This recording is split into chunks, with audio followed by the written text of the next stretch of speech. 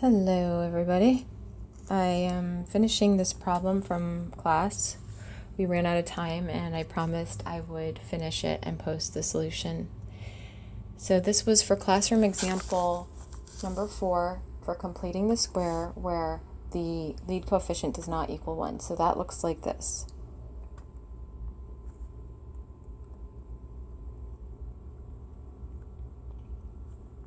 So notice that we have a lead coefficient other than 1, which makes the approach for this one a little different than the ones we've done before. So the first step is to divide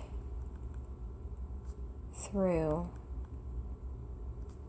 by 4. So we'll go ahead and do that.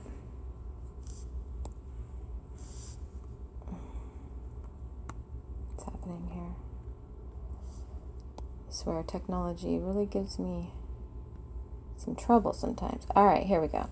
So I'm going to divide through by 4. What I wanted was red, but I'm not going back to fix it. And I'll end up with x squared plus 2 times 3 over 4x plus 5 over 4 equals 0. Then step 2, and I wrote it this way on purpose so that I can see what the middle term is as what the piece is that was doubled. And number 2 is to move the constant to other side.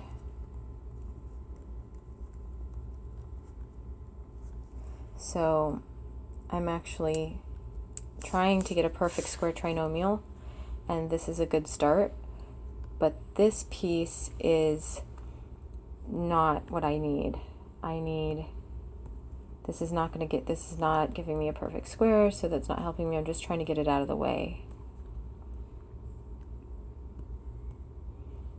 So then I have x squared plus 2 times 3 over 4x equals, or actually leave a space here because you're going to be adding something in order to complete the square, equals negative 5 over 4. And whatever you add on to the left, you have to also add it on to the right to keep everything balanced. And what I'm adding on is the square of b. So that's 3 over 4 quantity squared, which actually I could simplify, but I'm leaving it that way on purpose for now. So on this side, I now have x plus 3 over 4 quantity squared equal to negative 5 over 4 plus 3 times 3 over 4 times 4, which we know is 9 over 16. But I like to show it this way because we need to have a common denominator, and now we do. So it's negative 20 plus 9 over that common denominator of 16, and that ends up negative 11 over 16, and I believe this is where we left off in class. So now we will have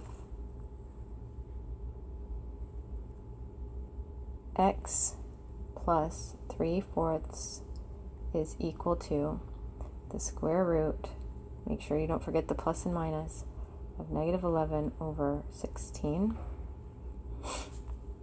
And then you're going to solve for x, so you'll end up with x equals negative 3/4, because you're going to subtract 3/4 from each side, plus or minus the square root of negative 11 over the square root of 16.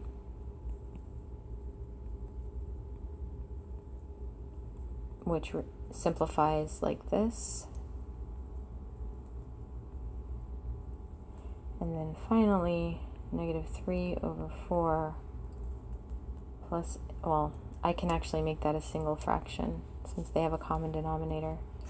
That's negative 3 plus or minus I square root of 11 over 4. So the solution set is negative 3 plus I root 11 over 4, or negative 3 minus I root 11 over 4.